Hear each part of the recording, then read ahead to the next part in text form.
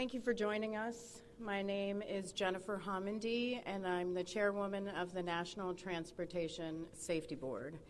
The National Transportation Safety Board is an independent federal agency that's charged by Congress with investigating every civil aviation and serious accident and serious incident in the United States and significant events in other modes of transportation. I want to start by expressing our deepest condolences, our sympathies on behalf of the entire board for those who lost loved ones in this terrible tragedy. Our thoughts, our prayers are with you. Entire communities were affected, and we are thinking of you. With me today is Bryce Banning. Bryce is a senior aircraft accident investigator with the National Transportation Safety Board. He's also going to serve as our investigator in charge of this investigation. Also with me today is the entire board. We have Todd Inman, member Todd Inman. Todd is going to serve as the board member on scene, the spokesperson for this investigation. All of the board members will be here. We have Vice Chairman Alvin Brown, member Mike Graham, who lived in Wichita for 20 years, and we also have member Tom Chapman. The NTSB's headquarters is just a mile from here, and so we are all here because this is an all-hands on-deck event, and we're here to assure the American people that we are going to leave no stone unturned in this investigation. We are going to conduct a thorough investigation of this entire tragedy, looking at the facts. Now, with that, I want to level set.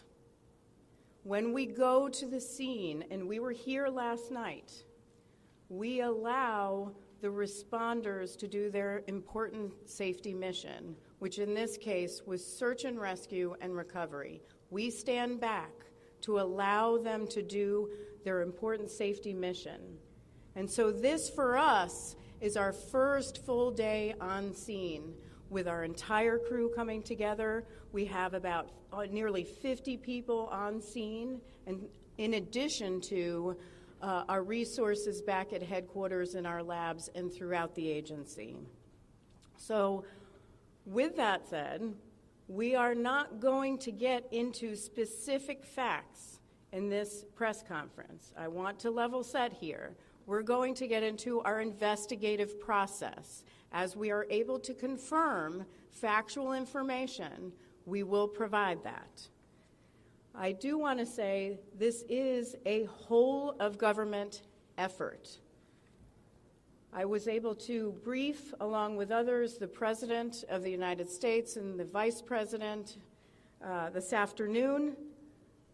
I want to thank them for their leadership, for their tremendous support of the NTSB, for our investigators, and for the responders that are on scene doing an important mission.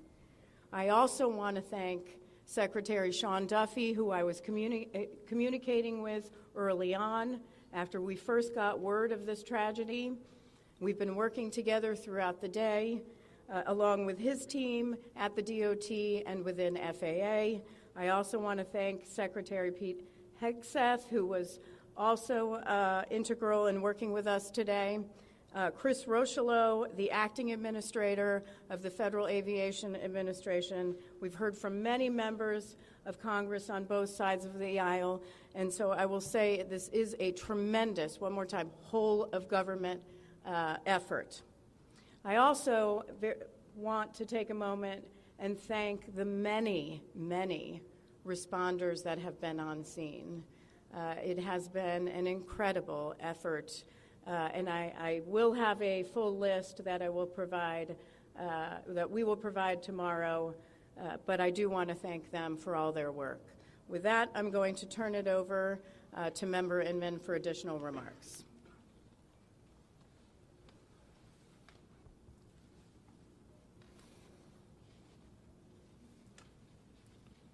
So today is our first full day on scene.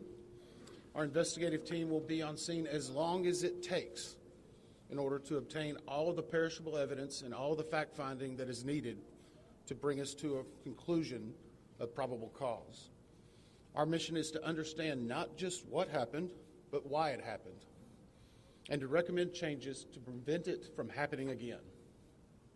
Since we're just beginning our investigation, we don't have a great deal of information to share right now. We will keep you informed by giving regular updates as we learn more. Our intention is to have a preliminary report within 30 days, and the final report will be issued once we've completed all of our fact-finding and investigation. Now, we will not be determining the probable cause of the accident while we are here on scene, nor will we speculate about what may have caused this accident. Today, we will be going and having an organizational meeting and establishing our parties to our investigation. We currently have the following parties that are already identified: PSA Airlines, GE Aerospace, Sikorsky, FAA, NACTA, which represents the air traffic controllers, ALPA, which represents the pilots, Army, AFA, which represents the flight attendants. The Transportation Safety Board of Canada will be an accredited representative under Annex 13 of ICAO. They will be supplemented by MHIRG as a technical advisor. They were previously known as Midair. The NTSB offers this party status to those companies, government agencies, and associations that have employees, activities, or equipment involved in the accident. We offer that because they will provide technical expertise and relevant information supporting the development of the best possible factual record. Once they join this investigation, they are not permitted to release documents or talk publicly about the investigation without the consent of the NTSB. So I want to stress this. It is only the NTSB that will provide information related to this investigation, with one exception. Regarding the fatalities that occurred, that notification will be handled by the DC medical examiner. We will not be discussing fatalities or names. That will be handled by them as the proper authority. So we want to talk a little bit about our process. We will analyze the facts and determine the probable cause of the accident, and then issue a report of those determinations. I also want to talk a little bit about some additional people that are here with us, and they're very important to us, and that is our family assistance group. Later today, we will be briefing the families. We normally try to do this before a media event, but in this case, they're still arriving. Our family assistance specialists are already working closely with local officials and others to help assist them in their efforts to support everyone that's affected by this accident. And let me just reiterate what the chair said. A loss of life in an aviation accident is very unusual in the United States, and our heartfelt sorrow goes out to everyone that's affected. It affects us, it affects everyone around us. There are a lot of people hurting today. We will help find out what happened. We will do it factually, and we will do it accurately. As part of this, we are going to be standing up some specific working groups. Those working groups will be operations. They will be looking at the history of the accident flight and crew members' duties for as many days before the crash as appears relevant. We'll be forming a structures group, which will be the documentation of the airframe wreckage and the accident scene, including calculation of impact angles to help determine the plane's pre-impact course and altitude. We'll have a power plants group. They will do the examination of the engines and the engine accessories. We'll have a systems group. They will study the components of the plane's hydraulic, electrical, pneumatic, and associated systems, together with the instruments and elements of the flight control system. We'll have an air traffic control group. They will do reconstruction and review of air traffic control systems provided to and including acquisition of pertinent flight track surveillance information, what you might typically think of as radar or ADSB, along with controller pilot communications. We will also have a survival factors group. They will be doing the documentation of impact, forces and injuries, community emergency planning, and all crash and fire rescue efforts. Also, due to the unique nature of this crash, we will be having a helicopter group as well. Lastly, we will have a human performance group, and this will not be its own group. It will actually be a part of the operations, air traffic control, and helicopter groups. They will study the crew performance and all before the accident factors that might be involved in human error, including fatigue, medication, medical histories, training, workload, equipment design, and work environment. Now we're going to take a few questions, but I will again stress we don't have a lot of information now. We will continue to gather that. We will try to release it as we can, but we will only talk about the facts of the case that we know right now. I'm going to ask, we'll call on a few people. I'm going to ask that you state your name and affiliation.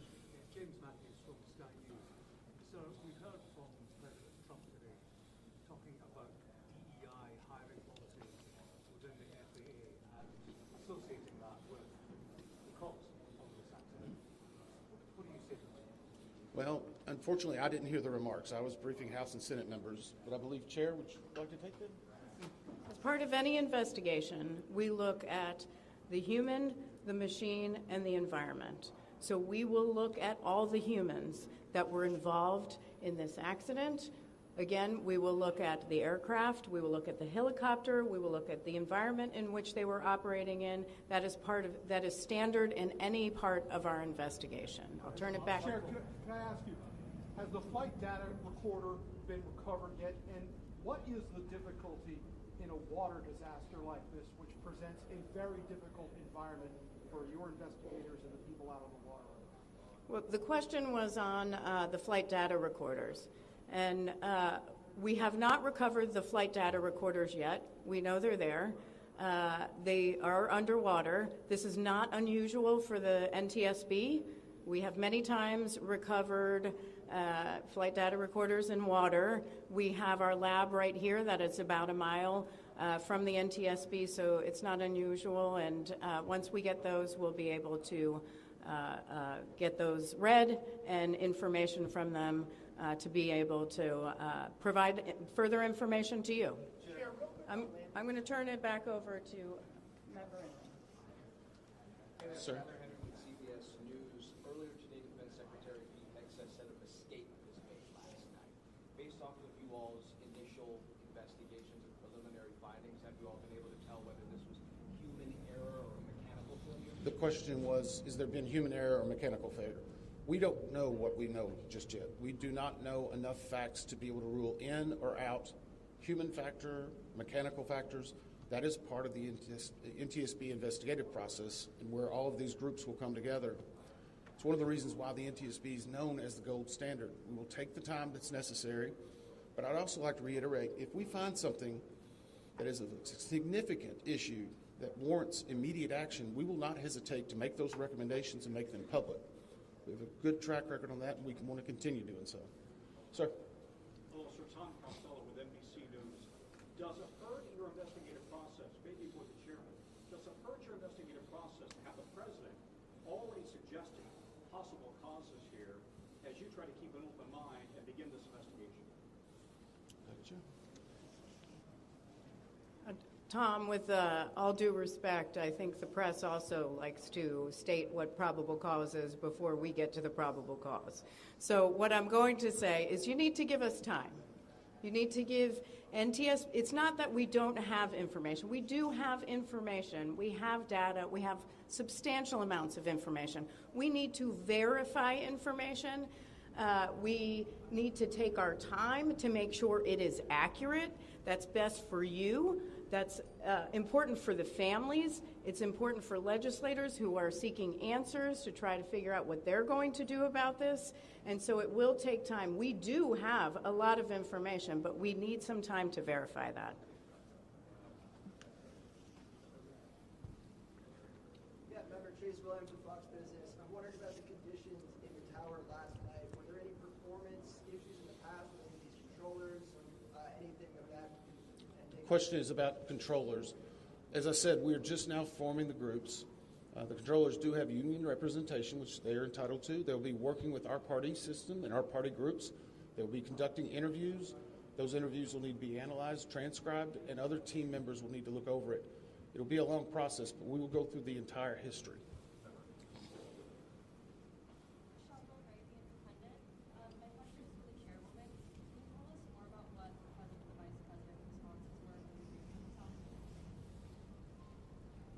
Sure. So the question was about my briefing for the president and the vice president. As is standard, we offer briefings on our process and what we know, and this was a briefing with the president and vice president and with Secretary Duffy and Secretary Hegseth and also the acting administrator of the FAA. There was discussion on what we know so far and our process, and that was about it. Madam Chairwoman, Stephanie Ramos with ABC News. Similar to Tom Costello's question, the President has stated what may have caused the crash, stating common sense. Does that affect your progress at all at this early stage? Yeah, so the NTSB, we conduct an important safety mission where we take a very careful approach. I'm sorry, the question was on speculating during investigations, which is we often hear about. What I will say is we look at facts on our investigation, and that will take some time. And at some point, we'll be able to provide that factual information, as Member Inman said, and provide that hopefully tomorrow. Hang on a second. Dave. Have you been able to retrieve the black boxes from the helicopter? Has the military decided whether they're going to read those to the NTSB? And what about the agency tapes? So the question was about black boxes, which are referred to as black boxes, which are typically orange. We have not recovered any of the boxes involved yet. We feel comfortable and confident that we will be able to. Right now, recovery of life is probably most important in those that were involved. I mean, there are still ongoing recovery efforts involving the fatalities involved, along with some debris is coming out as well. We will make sure that that perishable evidence is maintained. We have a great process for that. We will probably have more than one black box, so to speak. It's our understanding that the Sikorsky helicopter is equipped with some form of recording devices, and those will be read either by the DoD or by us. We have a good starting relationship with them, and we've already made agreements in order to be able to do that. So I feel comfortable in what we're going to be doing. The other question was about air traffic control. We received a very large package of information from the FAA at about 3 a.m., I believe, this morning. That is still being reviewed and analyzed. I would say there's a lot more information that usually comes in that than what you may find online and people might speculate about. And that is part of that overall process where we take the time to get the information correct and to make sure all the parties are engaged and involved and can fact check that information. One. From CNN. Can you tell me if the NTSB has reviewed this FAA internal report that has been cited by the New York Times indicating that the controller that was on duty at the time of the crash was doing a job that's usually done by two people?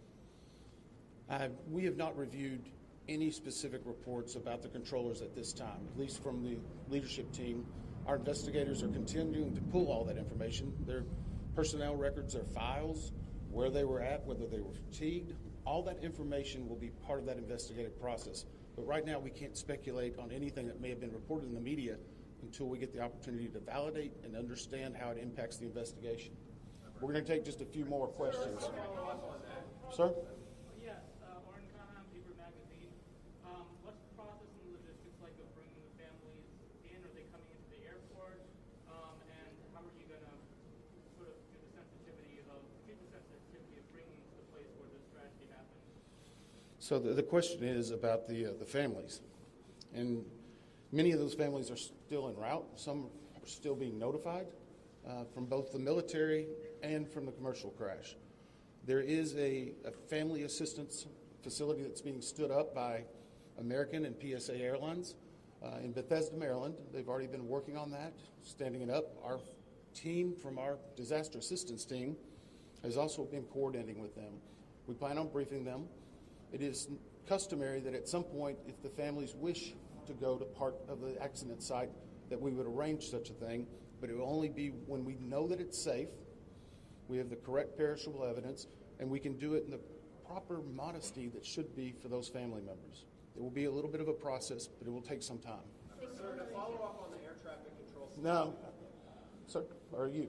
I know that Marielle Carville with DC News now. We've heard from some witnesses that they saw people were able to come down the slides of the plane. Has there been any indication that people made it off the plane to the other? Well, again, we will not speak to the fatalities. The D.C. medical examiner will, but I think the D.C. fire chief this morning very succinctly said correctly that we believe there are no survivors. Was there off the plane? Like, did they even get out of the plane? Last question. Sir, Victoria Sanchez with So, hang on one second. Right now, we're going through the debris fields. Nothing we've seen would indicate that maybe slides or chutes were deployed. It was a very quick, rapid impact, but we've seen nothing in that regard so far from the evidence we had, but we still need to verify all of that information. One more question? Victoria Sanchez, ABC7. Sir, are you going to be looking at the family member's cell phone? Go ahead.